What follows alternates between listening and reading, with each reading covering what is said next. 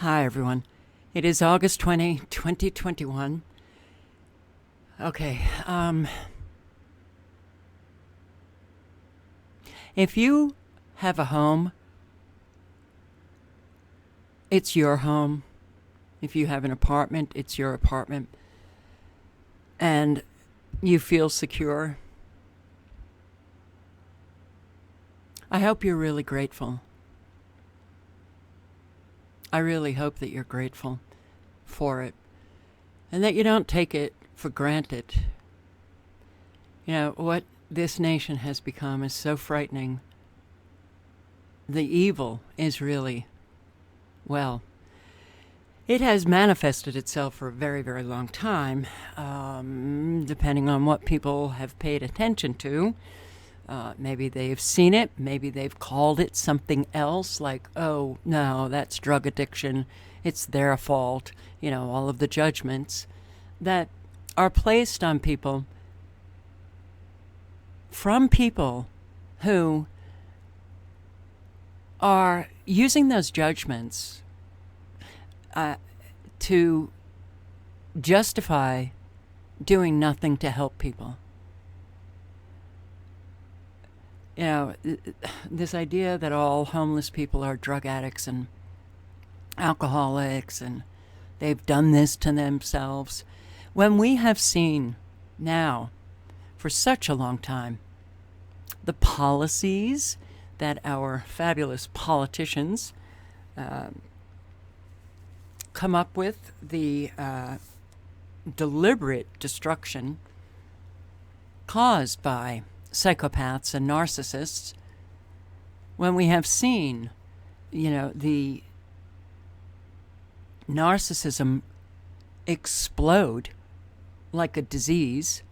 And in fact, I will get to, you know, that article on Wetiko.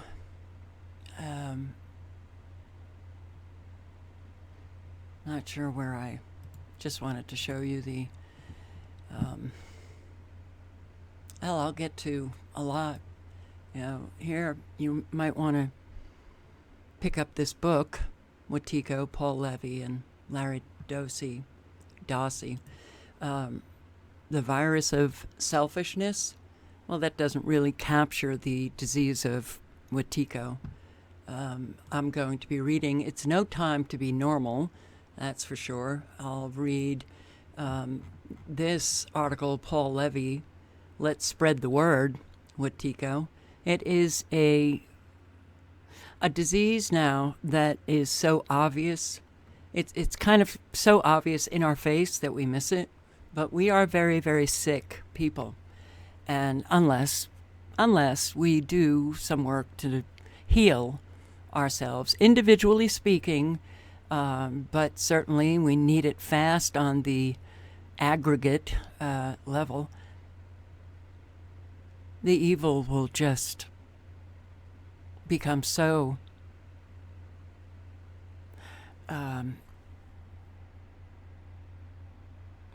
well, let's just say it's already so. It's already very hard to take. It will become something that we can't even imagine. And so Wetiko is a Native American term. Wetiko was termed by the Cree in Canada, and it's a psycho-spiritual disease of the soul, wreaking havoc throughout human history. It is now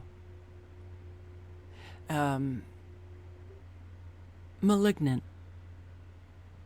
It's malignant.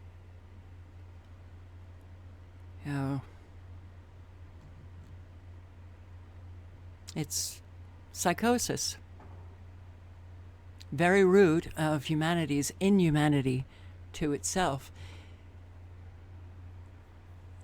It's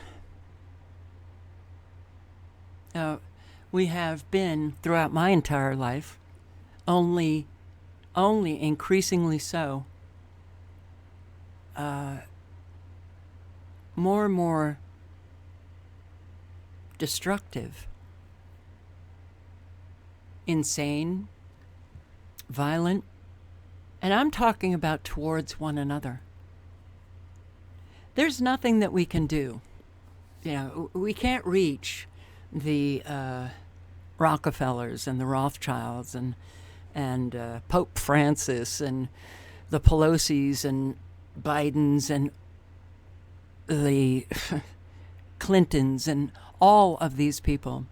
We can't reach them. And they're so far gone that there's nothing that will ever penetrate into their inactive soul to activate it to become good people. That's a loss. They're gone. And I've been saying for a very, very long time, you know, early on I said that I still had hope that we could do something about all of these agendas, but, you know, we certainly need more people getting active. But regardless of whether or not we could do anything about the agendas, getting them stopped, we can do something about ourselves. To get ourselves on the right path, to speak honestly so that we don't destroy trust, that we do the work necessary so that we become, you know, better human beings in the world, and that we work to help those in need. Then I just scratched the hope for getting any of these agendas stopped. And it has been a real frustration for me because I've wanted to focus on the individual, getting ourselves to a point where we're not destroying one another. We're actually encouraging one another, where we're lifting up life and not wanting to tear it down. I think I failed. It's okay. You know, don't say, oh, you didn't fail. No. It was a great story that I heard a friend of mine tell. And this was, oh God, how long ago? 4 decades ago? She said she went to a party and her younger cousins were there. And one was like 8 years old and I think the other one was 11. And she was watching them and listening to them. They decided to race, you know, do a running race. And so, you know, they did all right, we'll start here and end here. And it was a 1, 2, 3, and they took off. And the 11-year-old just beat the 8-year-old. Like, it was no race at all. So the 11-year-old got to the end and said, I won. And the 8-year-old, when she finally got to the end, she said, I lose. In other words, you do your best. And then winning or losing is not the focus. You just do your best. And sometimes you win, sometimes you lose. So, you know, here, a civilization doesn't die from being invaded from the outside, but unless it creates culture which nourishes the evolution of the creative spirit, a civilization invariably commits suicide. And we're committing suicide. We have a lot to do with what is happening. As if possessed, our civilization is trance-like, sleepwalking in a death march towards our own demise. And a whole lot, as they sleepwalk, are hurting and destroying other people in the process. You know, the most pressing and inevitable question of our time is not just why, but more urgently, how can we stop this seemingly out of control, self-destructive, hell-bent part of ourselves? Well, you have to first notice it within yourself. But the origin of Wetiko is in the human psyche. Psychologically speaking, shadow projection is at the very root of Wetiko disease.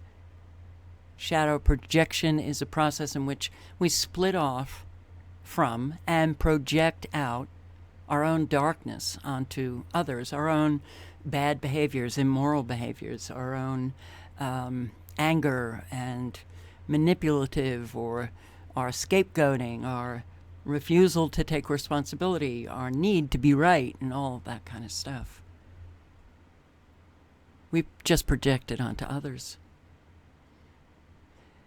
It is our misguided attempt at a final solution to the problem of the evil within ourselves, which actually deprives us of the capacity to deal with evil. Projecting the shadow opens up the door and invites in the vampiric.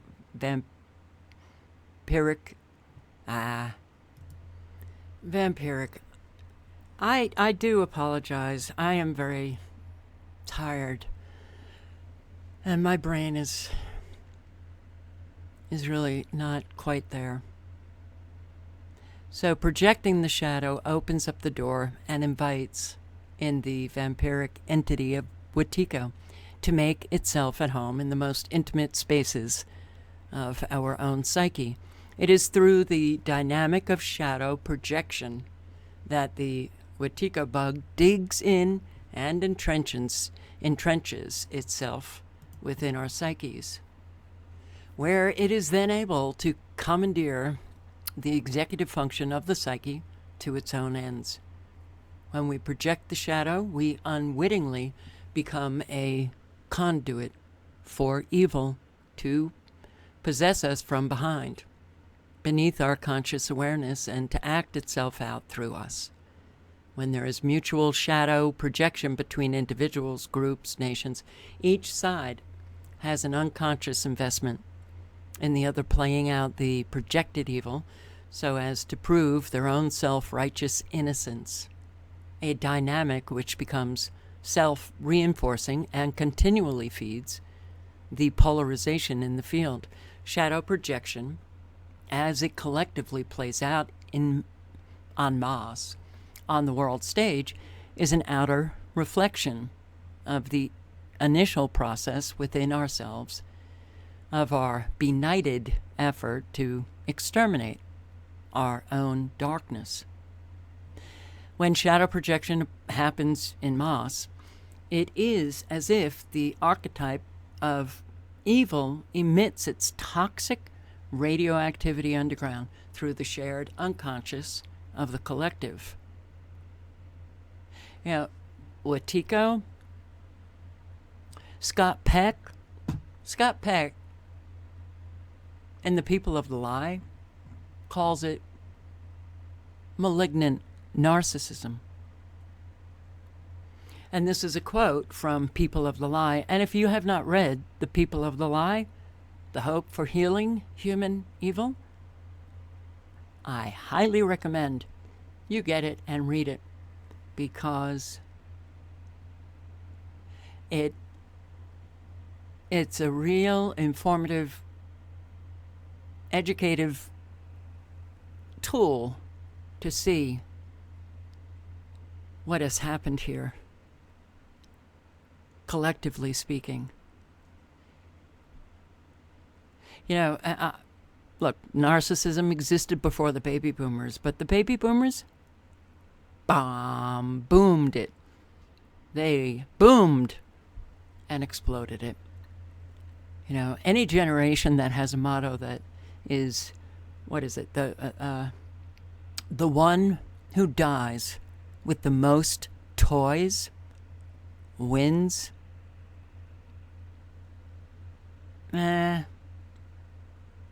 something's not quite right. The materialism in the baby boomer generation, which I'm from, was sickening. Sickening. You know, and many of the baby boomers, when they were teenagers, when they were young, you know, they wanted to fight against authority. They fought against the wars. And then they become the young adults who are now in charge. So something went very wrong. All you have to do is look at our society to know that something went horribly wrong. So the malignant narcissism, in this book, Scott Peck writes, when I say that evil has to do with killing, I do not mean to restrict myself to the corporeal murder. And I think I've even pronounced, that didn't sound right to me. Evil is that which kills spirit, kills the spirit. There are various essential attributes of life, particularly human life, such as sentience, mobility, awareness, growth, autonomy, will. It is possible to kill or attempt to kill one of these attributes without actually destroying the body. Thus, we may break a horse or even a child without harming a hair on its head. Erich Fromm was acutely sensitive to this fact when he broadened the definition of necrophilia to include the desire of certain people to control others, to make them controllable, to foster their dependency, to discourage their capacity to think for themselves, to diminish their unpredictability and originality, to keep them in line. It's not just governments that do this. Families do it. Friends do it to one another. Here in the cyber world, we have an awful lot of people, and I can tell by the comments, those who shoot out those comments telling me what I should say, what I should be posting, how I should say it. Control freaks.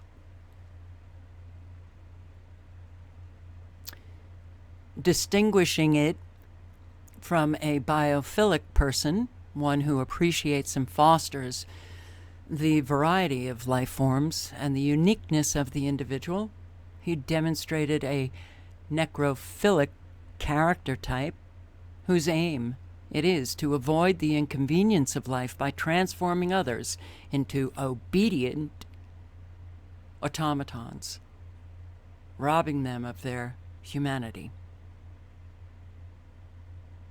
So when I read all of this,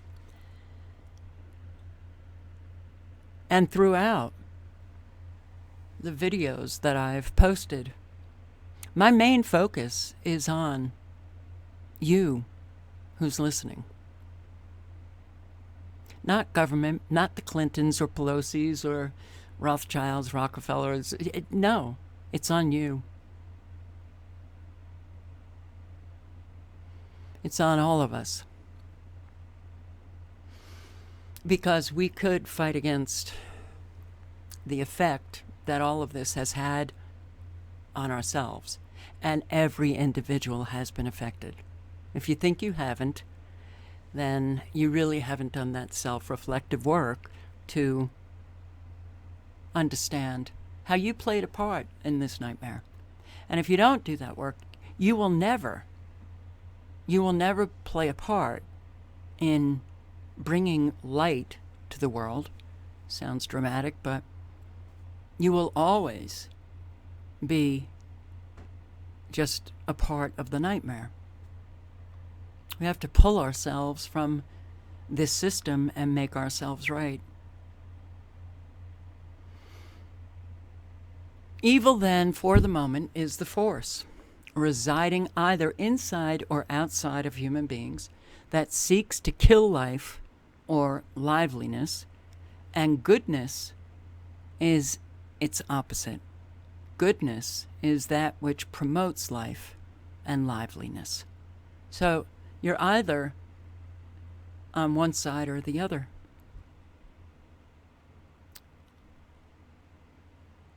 And just doing nothing is not goodness. And we can always push ourselves to be better and better. Donating to your local charity when you have the kind of money to do that means nothing. Oh, it helps that local charity.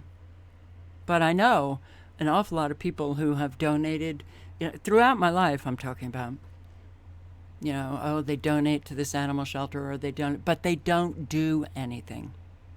They have that kind of money, and that's enough for them. It's kind of like they feed off of that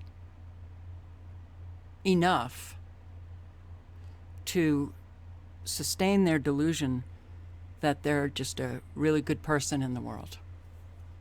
I'm not saying that action is bad, don't get me wrong. But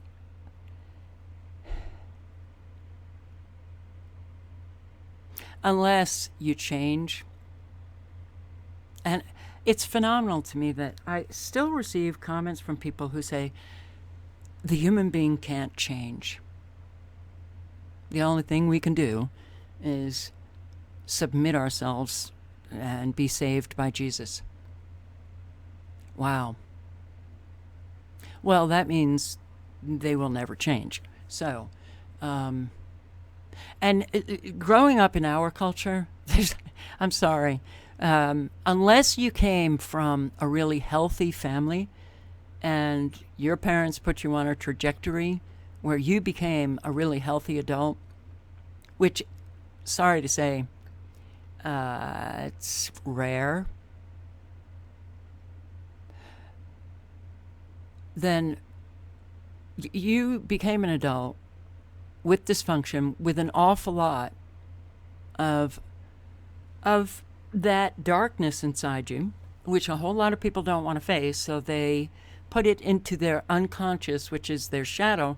They get triggered, boom, their shadow comes out. So you got to do that work to become aware of the darkness, aware of the evil within you, so that you can actually be the one who controls that evil within yourself instead of letting that evil control you. We all have the capacity for good and evil. And it comes down to making a choice which one you're going to feed, as that quote is, or that little story, Native American story about feeding the wolves. Which wolf are you going to feed? It's up to you. Most people never even get to a place where they have a consciousness of making choices because they're still living in their past. The past controls them because they haven't done the work to understand how the past is still controlling them.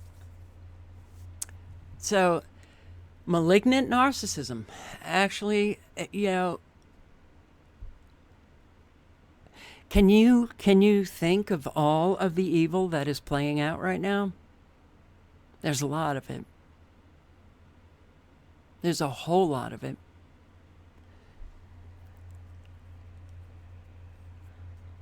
Animal shelters are full. Random violence is kind of exploding everywhere. This is one of the well, I lived this experience. It's very hard. But if we were a good nation filled with so many good people, this would never have manifested. And this is exploding. I want to... I want to play just a few clips.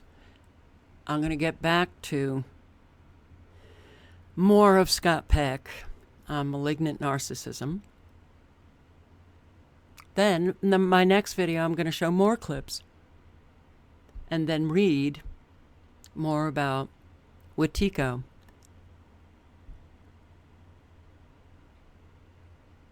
This could only manifest if we were a nation filled with a population, the majority of whom did not care, but only cared about themselves.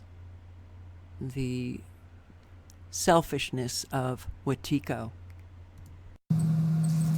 It's not something that happens usually where you go from homeless in a house to homeless on the street. Cece knows how people end up homeless because it's her job as a navigator to help people living along the American River connect with resources. And she's seen a new trend, a rise in the number of elderly finding themselves on the street. Well, a lot of times for the elderly or the seniors out here, the kids might be willing to take them in, but the parents or even the grandparents don't want to burden the younger generation, partly because of the expense, and partly I think part of it is pride. Sacramento Self-Help Housing says they've seen a dramatic increase in homelessness among elderly residents in Sacramento County. They work to rapidly rehouse the homeless, but say the elderly provide unique challenges because they have special health needs and their limited income is insufficient in competitive retail markets like we see here in California. So many people, especially elderly women, end up lingering in social programs. This house in South Natomas is one such example. All of its residents are over 70 years old. I have a suitcase full of pictures of friends from the past. And I get them and he's gone, she's gone, he's gone, she's gone, he's gone, she's gone. And they're all gone. Only very few of my friends are left. I had a twin brother. He's been dead about 15 years. Why am I here? Eula's 94 years old, and she's seen a lot. Did you ever think that you'd end up in a situation like this? After taking care of the elderly for so many years and seeing what families do to the elderly, yeah, it's a possibility. I didn't want it, but I got some health issues. I had a broken hip. I had pneumonia. I'm losing my memory. So I've seen what happens. I'm aware of what's going on. And you do what you can, but there's not much you can do unless you have money. Eula says she lost her house when her daughter sold it out from under her. I bought my house. I put it in her name in case something happened to me, and she sold it. And I was evicted. Sacramento Self-Help Housing says one of the most alarming trends they've seen in the past 3 years is the number of seniors on the street. Between 2017 and 2019, the number increased 22%. Now, 30% of all the homeless in Sacramento County are over 50. Nancy also lives in the home. She's 85 years old and has significant hearing loss. A few years ago, she also found herself without a home. They kept raising my rent, and they raised my rent to the point where I could not afford to live there and pay my bills. She has COPD and heart failure and has ended up in and out of hospitals. She said she's seen a lot and has been through a lot, But the worst injustice happened once as she was being released from a hospital and had nowhere to go. The hospital security guards came out and told me I had to move. And they put me in a chair. It was like a chaise lounge on wheels. Then they pushed me across the street to where the church was. And that one wasn't open. Then they actually turned me upside down and dumped me on the steps of that church. I stood on that corner trying to wave people down to help me, and no cars would stop. Thankfully, a kind couple did stop, and eventually Nancy found her way into Sacramento Self-Help Housing's rehousing shelter. And yet, Nancy has a family. 5 kids to be exact. 5 kids to be exact. Like many Americans, Nancy doesn't want to be a burden. They have This is part of the American psyche. It's very hard to ask anyone for help. You don't want to be a burden. So your life is, well, you fall into that category of the very vulnerable, and survival becomes, the survival mode. That becomes your life. And this is so heartbreaking that there are people living like this, you know. Here, these are just from last year. There's so many videos. Put in elderly homeless, you will see. And you will see that each year it's only gotten worse.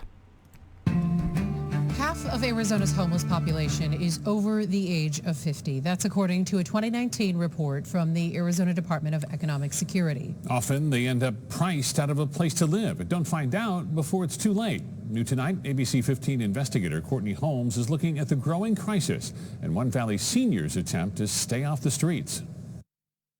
Once someone enters homelessness, it is very difficult for them to get out.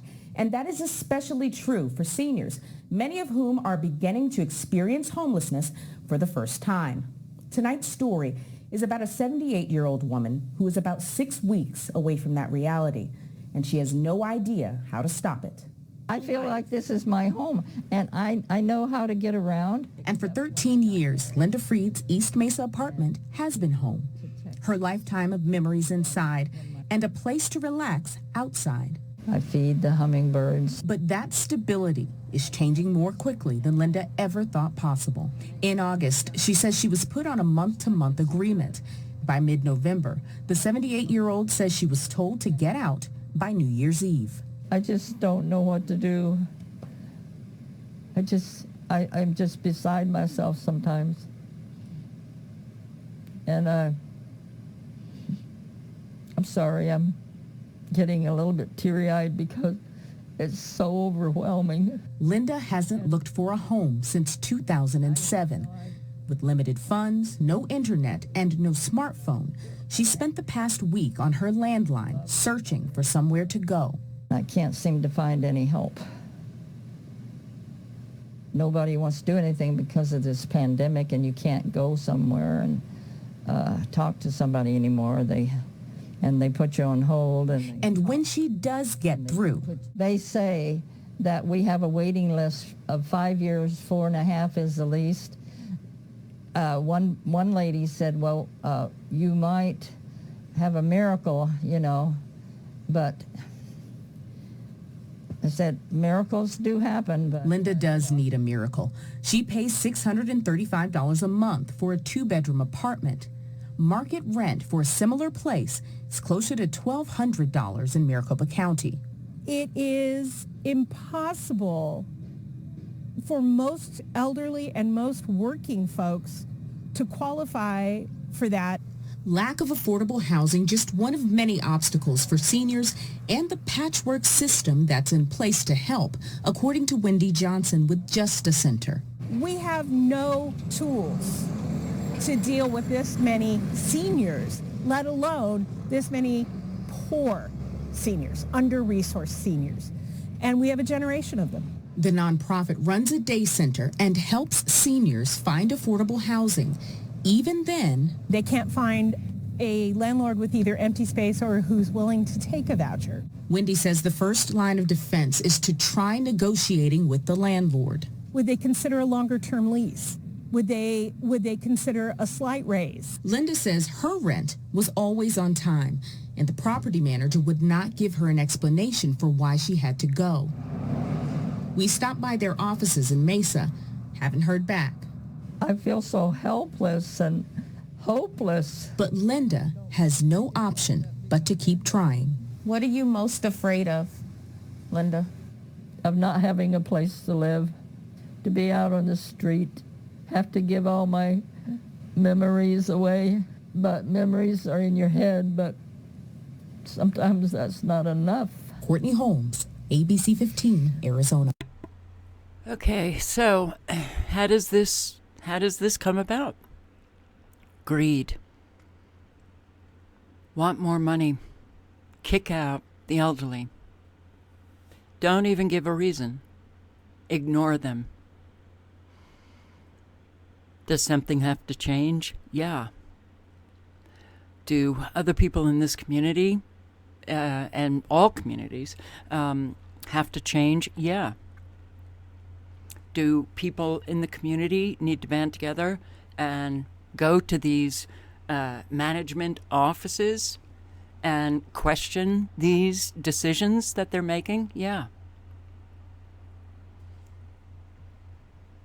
You know, the heartlessness, the callousness in our country is literally killing people and has been forever.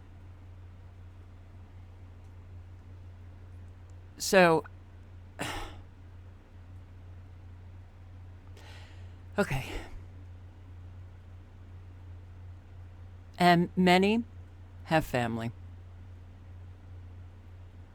Many have family. The destruction of family was and is still an agenda. But it's up to every individual family member to make your family strong. Using that as an excuse, not okay.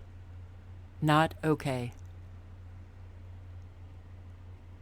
But those family members need to sit down. Each one, needs to take responsibility for whatever dysfunction or discord is taking place. Accept responsibility and resolve the issues. To try to get Americans to do that, they would rather have their family members die. That means we have a serious disease going on. So, which way do I go? Malignant narcissism or with Tico? I guess I'll end with this. Characteristics of malignant narcissism. The narcissist. Unsubmitted will. Now, there's the pathological narcissist, which means they are bona fide with a pathology, and there's no help for them because, well, they're always right, and they will never, ever admit that they are a problem.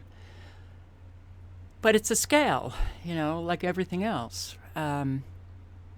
We have then, on one side of the continuum, the narcissist that's not pathological but has a lot of the traits that also cause a whole lot of destruction.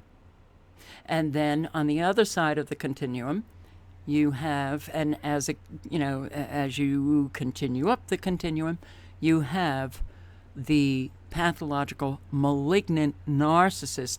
And that is what Scott Peck addresses malignant narcissism, but he also, addresses narcissism and the collective narcissism in a chapter in People of the Lie. Americans, on the whole, the disease of narcissism affecting Americans on the whole. That's why it's a really important book to read. But The Narcissist Unsubmitted Will, the essential psychological problem of human evil, Scott Peck believes, is a particular variety of narcissism, one that particularly afflicts the will. Malignant narcissism is characterized by an unsubmitted will. All adults who are mentally healthy submit themselves one way or another to something higher than themselves, be it God or truth or love or some other ideal. They believe in what is true rather than what they would like to be true.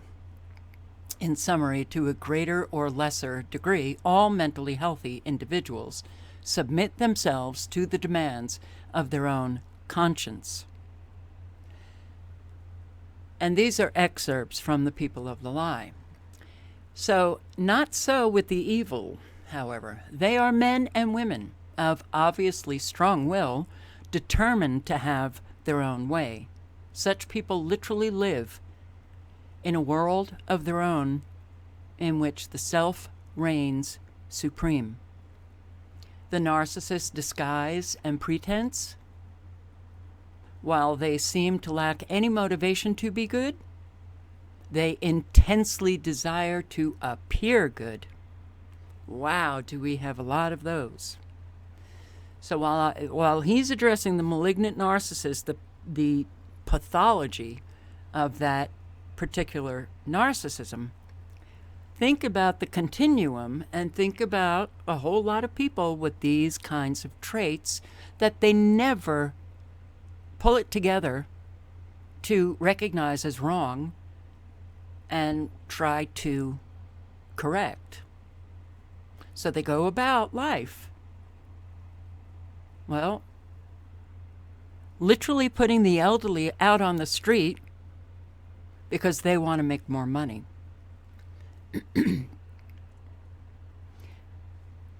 They intensely desire to appear good. Their goodness is all on a level of pretense.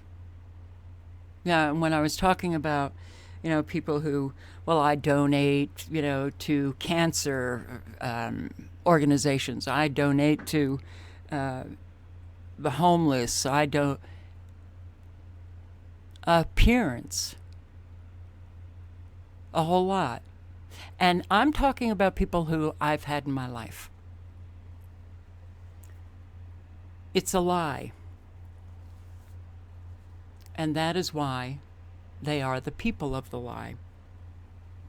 Those who desire an appearance. They live a pretense. They put the mask on. They walk out into their community and they have an attitude of I'm better than, or not even. They just never ever show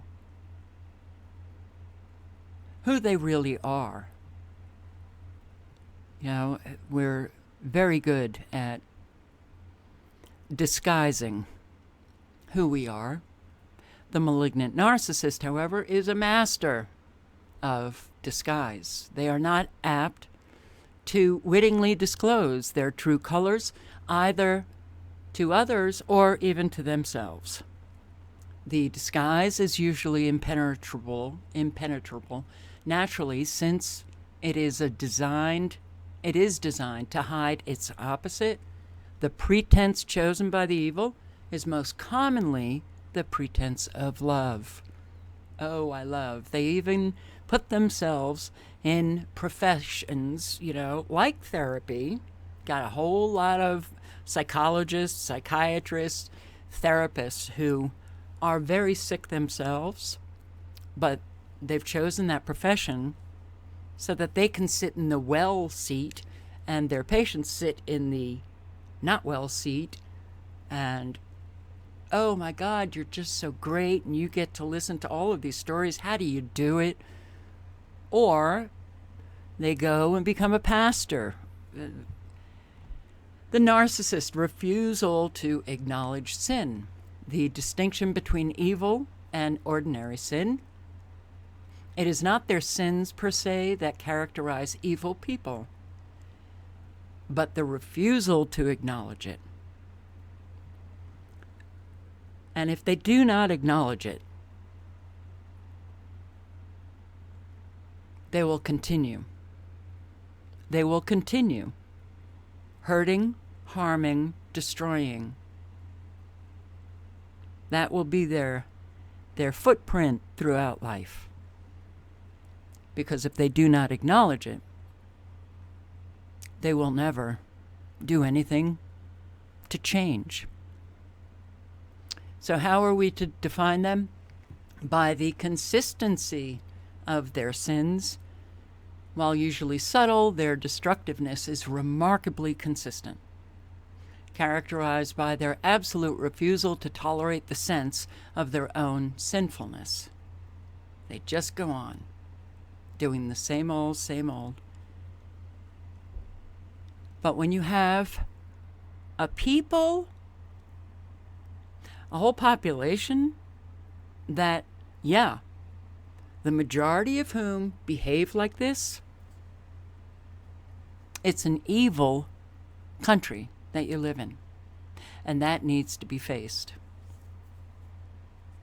The evil hate the light of goodness that shows them up, the light of scrutiny that exposes them, the light of truth that penetrates their deception. They are continually engaged in sweeping the evidence of their evil under the rug of their own consciousness, projecting out their own, well, for lack of a better word, badness onto other people. They believing they're good, the other person is bad. And they're so, well, the pathological are so twisted in their own mind that they actually believe all of their lies. Evil is not committed by people who feel uncertain about their righteousness, who question their own motives, who worry about betraying themselves or betraying God, Jesus, betraying truth. The evil in this world is committed by the spiritual fat cats, the Pharisees of our own day, the self-righteous who think they are without sin because they are unwilling to suffer the discomfort of significant self-examination. The sense of personal sin is precisely that which keeps our sin from getting out of hand. It is quite painful at times, but it is a very great blessing because it is our one and only effective safeguard against our own proclivity for evil. The narcissist, self-image of perfection, utterly dedicated to preserving their self-image of perfection, the evil, are unceasingly engaged in the effort to maintain the appearance of moral purity. They're acutely sensitive to social norms and what others might think of them. In other words, they're actors on a stage. And that's how they live their life. Actors on a stage. They live performing, for the world in their own communities. But what is not seen by those who are the audience of their performance is what they're doing to other people. They're scapegoats. And that's why it's very hard to believe that, oh my God, they're so charming, they're so wonderful, they're so moral, they're so selfless. They got the act down pat. So they're committing incredible evil against others that, well, on the world stage, the audience members don't get to see that. If they hear it from those who are the targets of the narcissist, they won't believe them. They'll think they're crazy because the narcissist has already set them up to be the crazy one.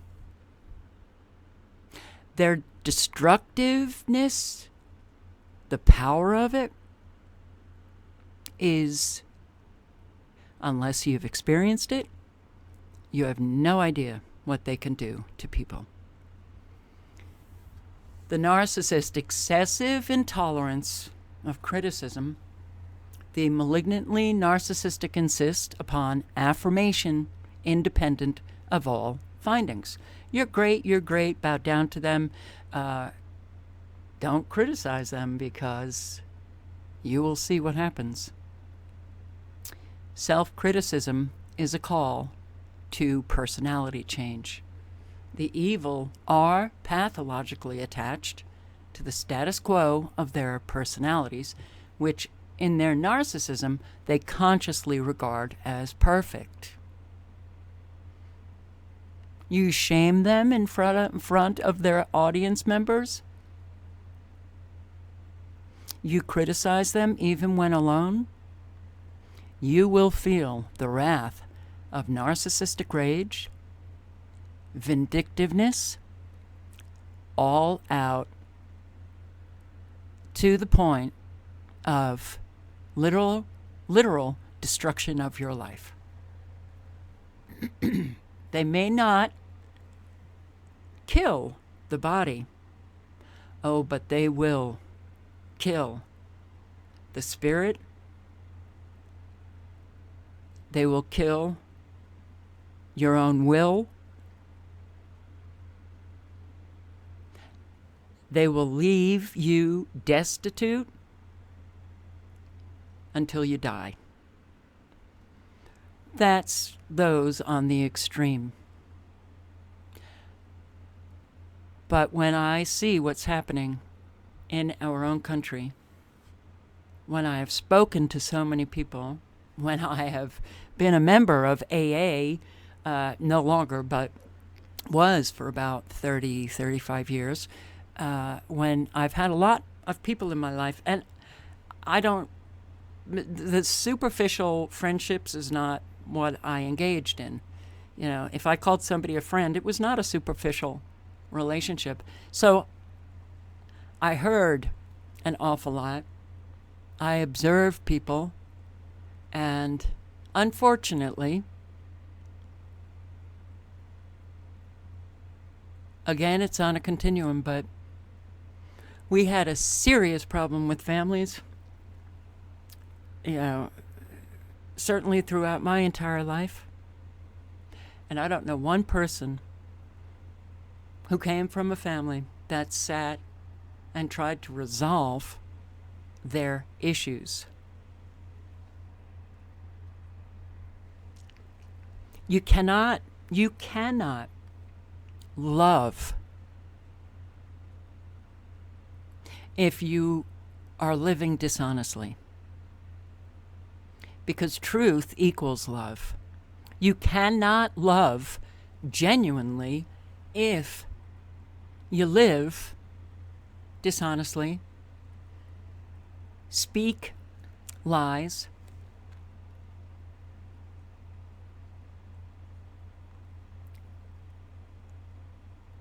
you're lucky if you happen to come even from a dysfunctional family, but that family still has your back. But the kind of destruction that takes place in these evil families, you literally spend your life doing everything to try to survive and to just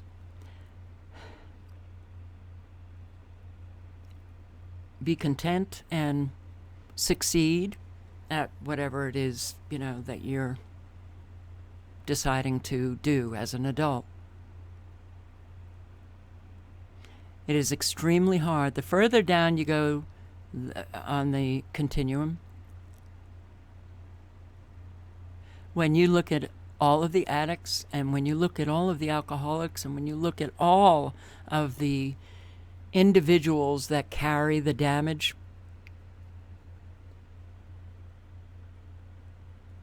it is so painful to recognize where it all stems from. Their childhoods. Like breaking a horse. They break the will, the spirit of the child.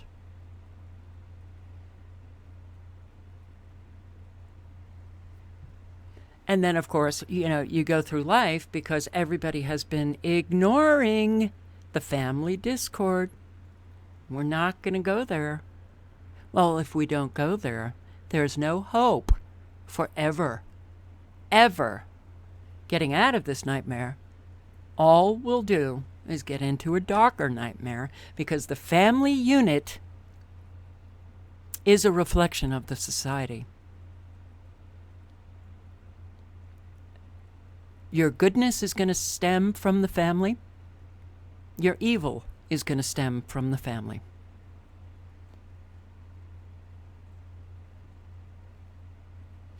But not a whole lot of people talk about the family. Why is that? It's kind of taboo.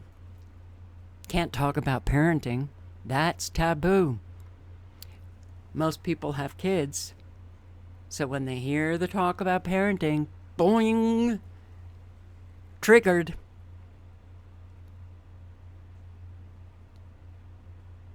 Parents parent how they were parented. If, as a young adult, before you have children, you actually resolve those issues that you acquired in your childhood, you could actually raise healthy adults.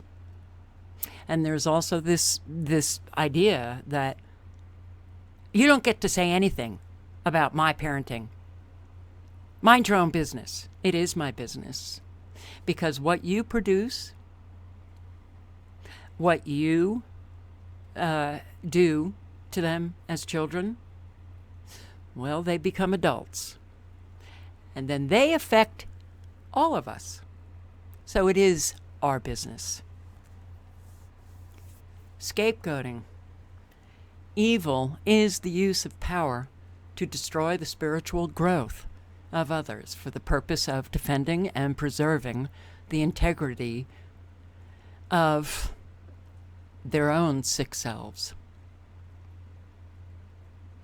Let me read that again. Evil is the use of power to destroy the spiritual growth of others for the purpose of defending and preserving the integrity of our own sick selves. It is scapegoating.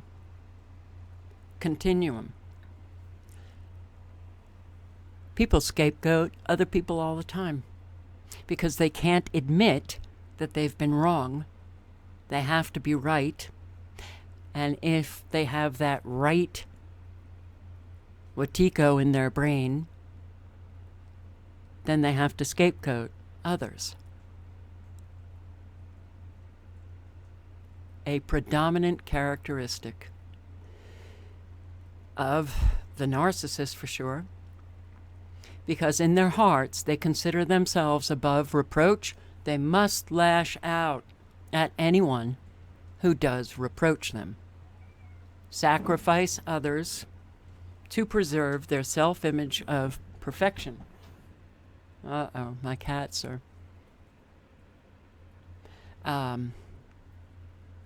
brother and sister, siblings, fighting. Invariably, they perceive the conflict as the world's fault, or everybody else's fault, or your fault, my fault, but not their fault. Since they must deny their own badness, they must perceive others as bad. They project their own evil onto the world. They never think of themselves as evil. On the other hand, they consequently see much evil in others. Chronic scapegoaters they are.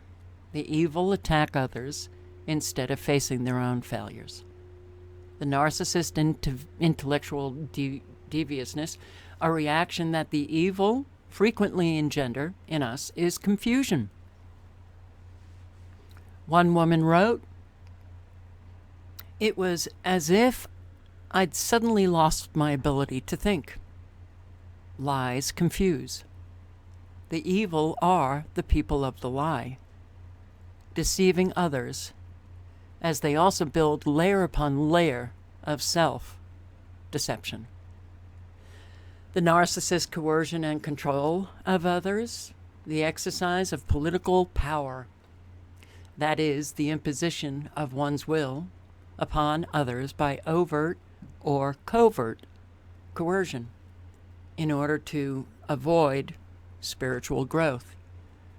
Their willfulness is so extraordinary and always accompanied by a lust for power. A remarkable power in the manner in which they attempt to control others. Are we not seeing that now?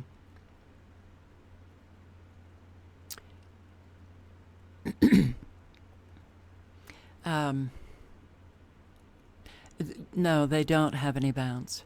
There are no limits. People who have a conscience, people who are not evil themselves, they may commit evil, acts or behave in an evil way at times, but if they can get control and actually face the evil that they have committed and to repent, as far as I'm concerned, it's not just getting on your knees and admitting your sins to God. It's admitting what you have done to the person that you did it to. Taking responsibility. So you don't leave that individual in the confusion, in the chaos, in the destruction that you've created.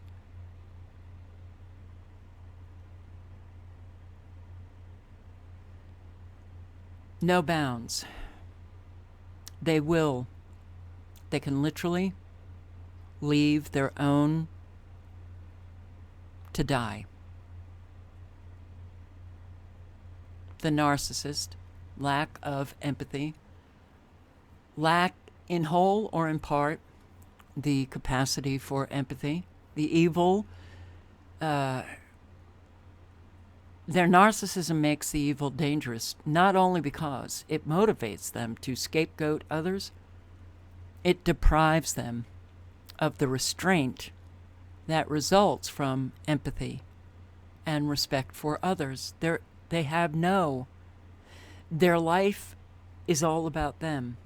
They don't have normal relationships. They use people. You cannot be in relationship with this kind of person because you don't matter. They don't see you. They only see themselves. Everything is a reflection of themselves. To be in an equal relationship, you need to be in a relationship with people who are healthy or have the desire to become healthy. But the empathy, respect, the ability to take responsibility when you've done wrong is paramount for any relationship that has any semblance of health. And victims, they do need, boy, do they sacrifice a lot. They ignore the humanity of their victims as well. The blindness of the narcissist to others can extend even beyond a lack of empathy. Narcissists may not see others at all. Boundaries to the individual soul. Yeah, we all have boundaries, not the narcissist. Do you even know what your boundaries are? In our dealings with each other, we generally respect these boundaries. If you don't know what your boundaries are, you don't know what other people's boundaries are, unless you cross them and they let you know. It is characteristic of and prerequisite for mental health, both that our own ego boundaries should be clear and that we should clearly recognize the boundaries of others. We must know where we end and others begin. The narcissist greed. The evil are remarkably greedy people. They can kick the elderly out on the street and not even have a care.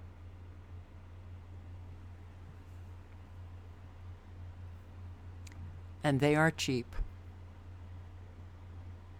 The narcissist symbiotic relationship, symbiosis,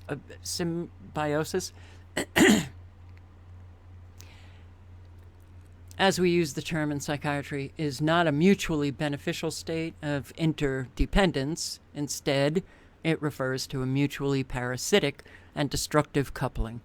In the symbiotic relationship, neither partner will separate from the other, even though it would obviously be beneficial to each if they could. And the narcissist has their flying monkeys.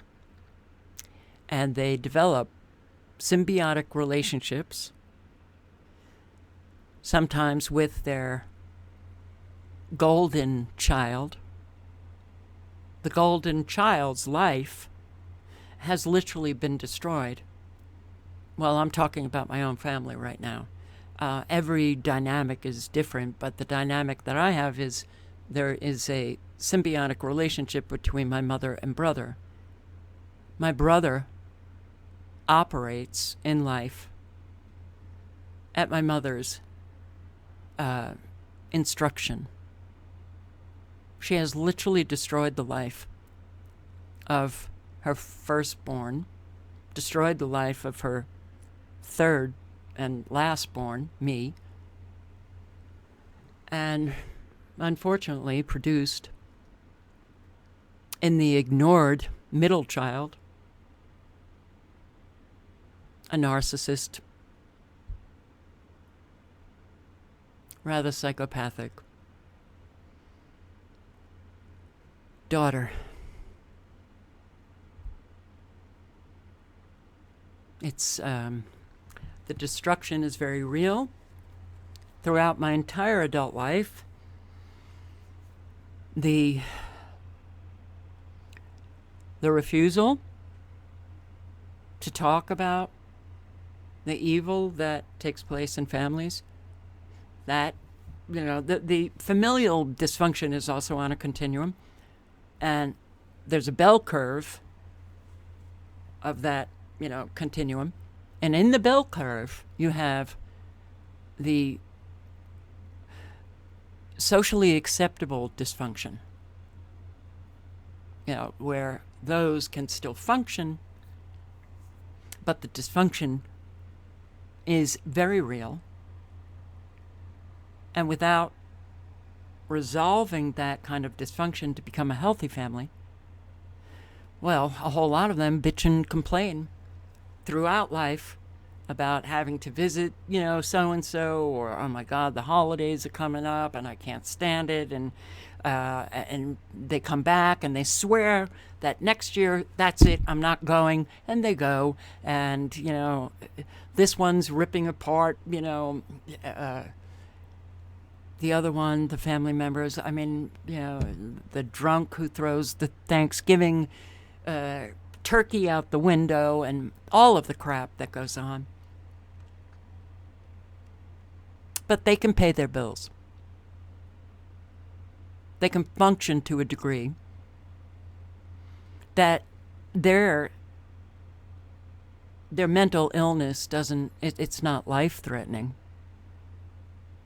And because they can function, and because they have an awful lot of support from all of the other socially acceptable, dysfunctional, crazy people out there, which a whole lot of them are the new normals, a whole lot of them are the well-adjusted to a deeply disturbed society, which, well, means that you're mentally ill. They don't do anything because they think that they're just fine. They're not. They create so much problems for other people.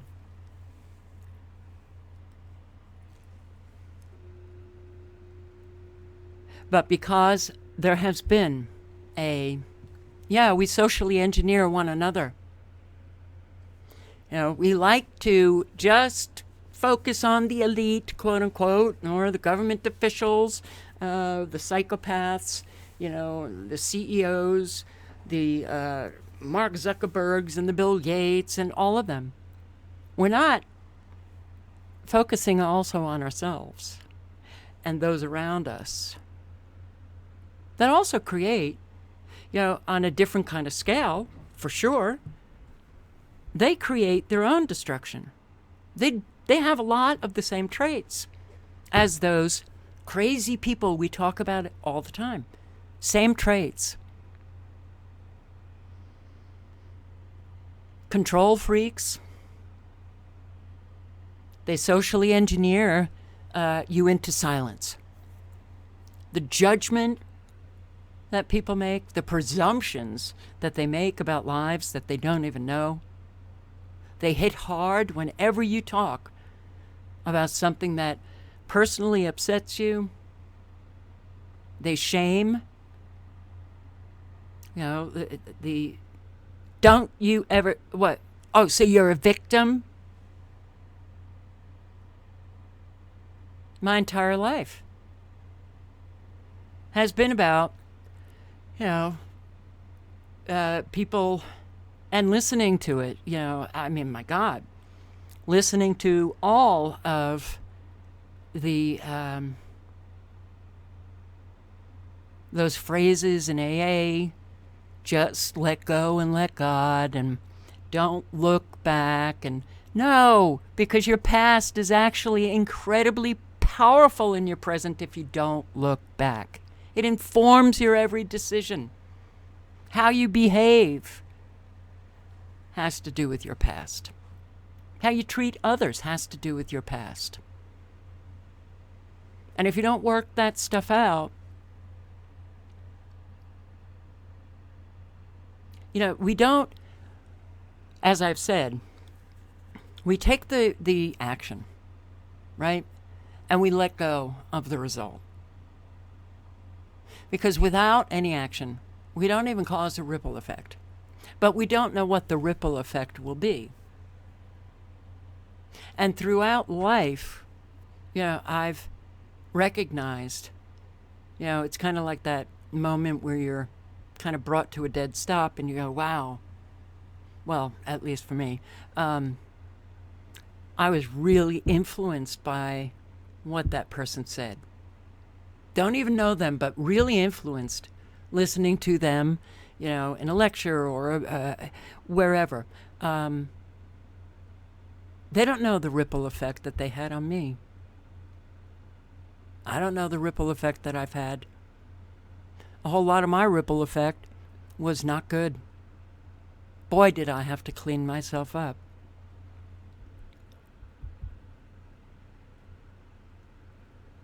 Your ripple effect, you should really think about that, because do you really want to be a destructive force, or do you want to be a life-enhancing force?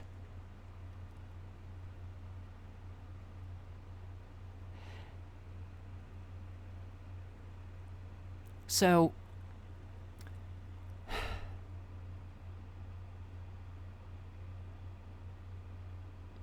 it's your choice whether you want to be a part of creating goodness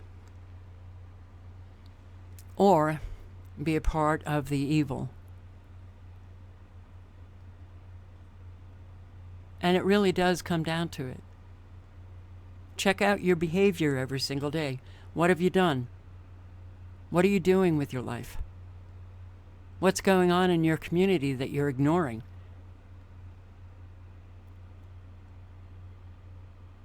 No, we cannot stop, all of these agendas. But man, could we bring some goodness to people?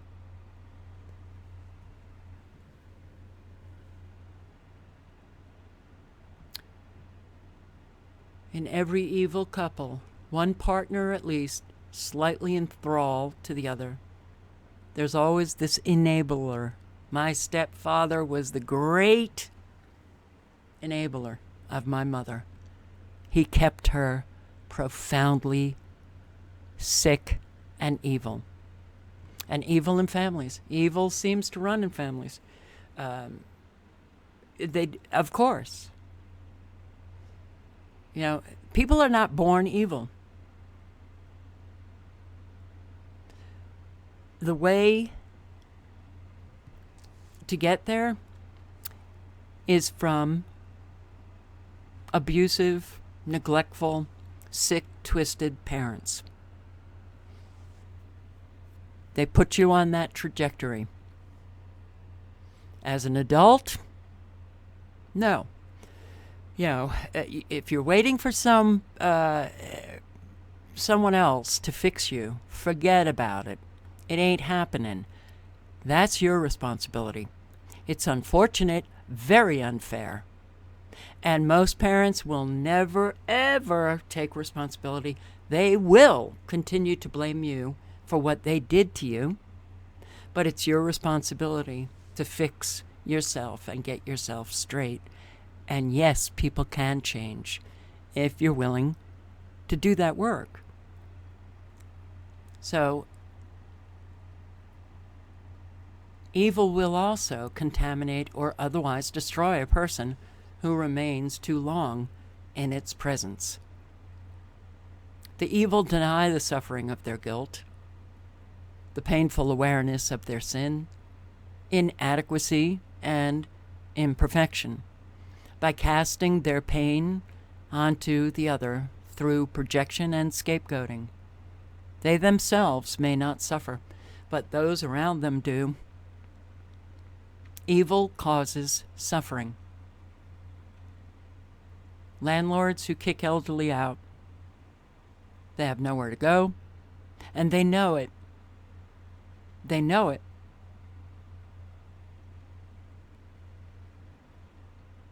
They cause terrific suffering. They don't care.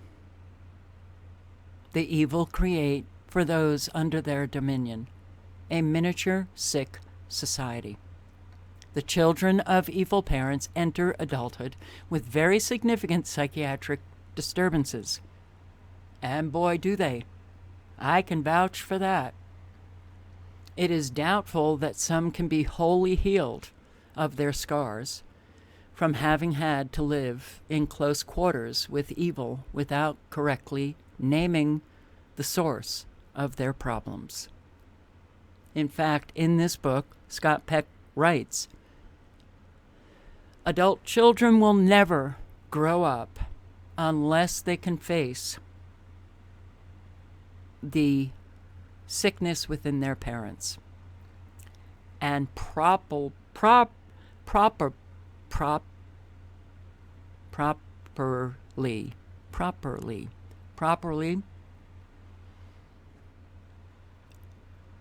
lay attribution.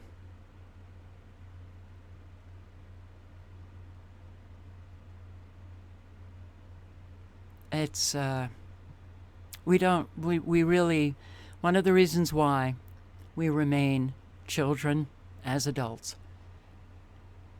is because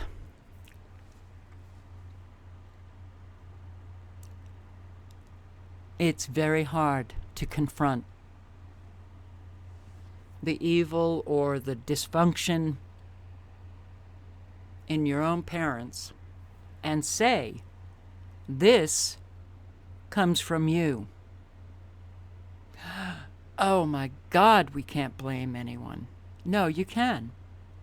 It's important to do that.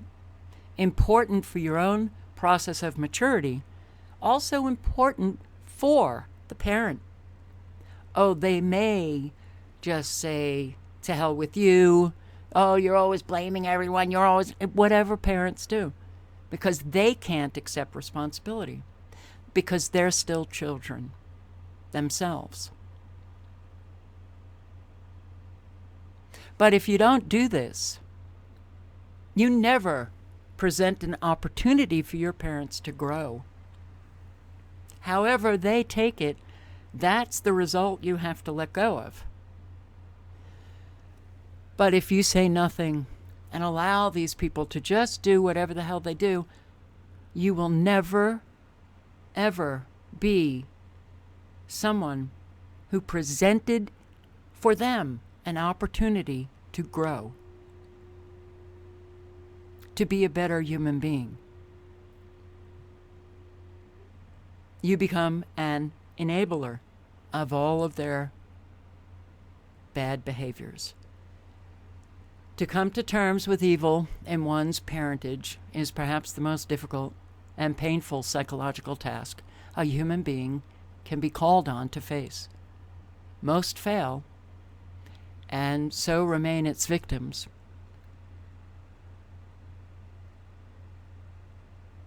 Well, it depends on how bad the destruction is. I didn't fail there. But that's a whole other story. Sometimes they just go really after you. So it's, man, it's hard. Those who fully succeed in developing the necessary searing vision are those who are able to name it. And it's got to be named. The evil has to be named. Wetiko has to be acknowledged. Without that, then you're just someone who you may as well just put on really, really dirty glasses and, you know, just walk through life in a complete fog. So, yes, we've got a lot who are very sick, the well-adjusted, who want money, you know, and that's all they care about.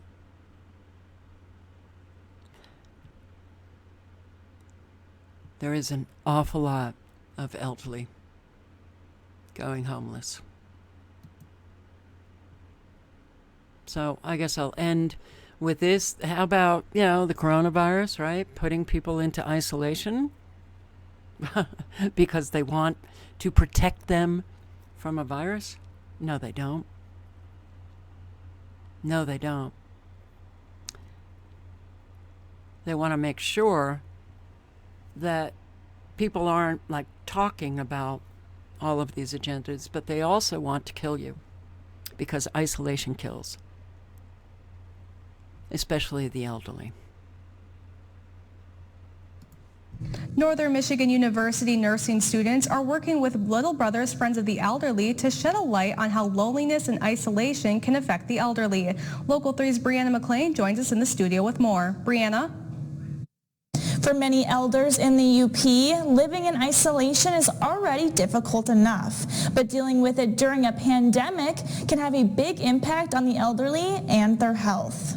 So nearly 1/4 of adults aged 65 and up were considered to be socially isolated before COVID. These numbers have gotten worse since COVID, but there isn't necessarily exact statistics yet. Older adults are at an increased risk for social isolation because of factors such as living alone, loss of family and or friends, chronic illnesses, and hearing loss.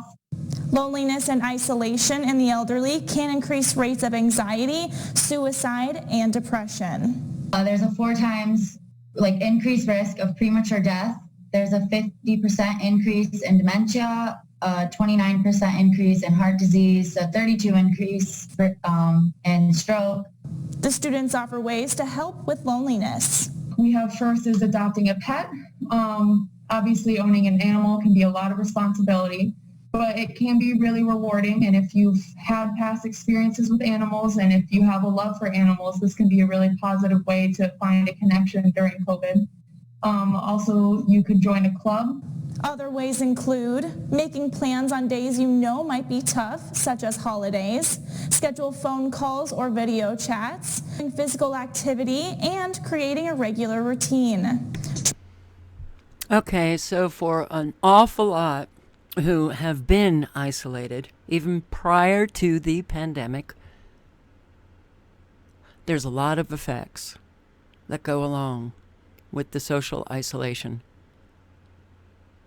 Where is the family? Where's the family? You see how the family is just completely ignored. If you do not have a strong family or an intact family, even if it is dysfunctional,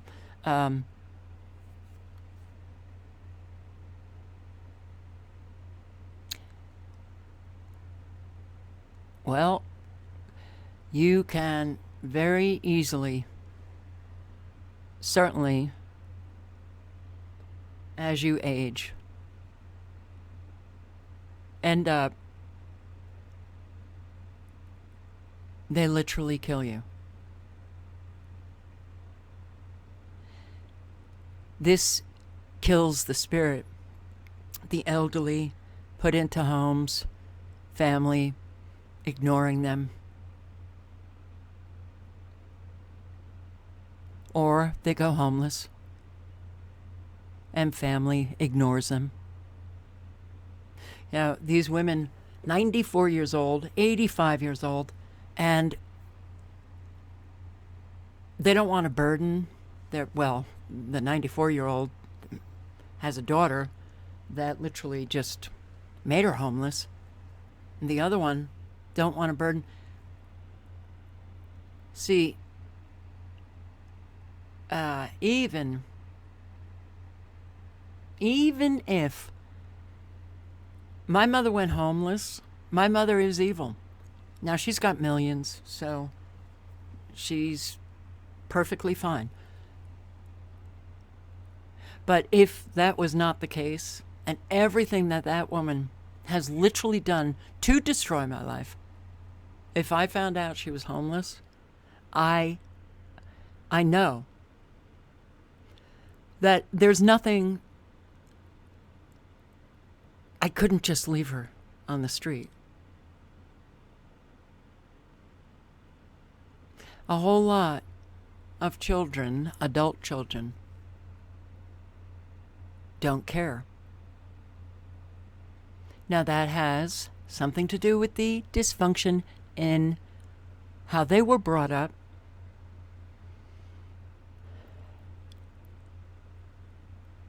But if the family doesn't care, community has to, right? But the family unit in the aggregate is unfortunately not well. So we have now a society of people who don't care. They like to think that they're caring and compassionate. On the whole, they're not.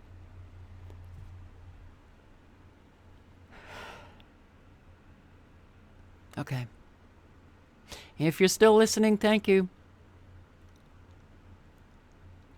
I will leave the links to everything. Ciao, guys.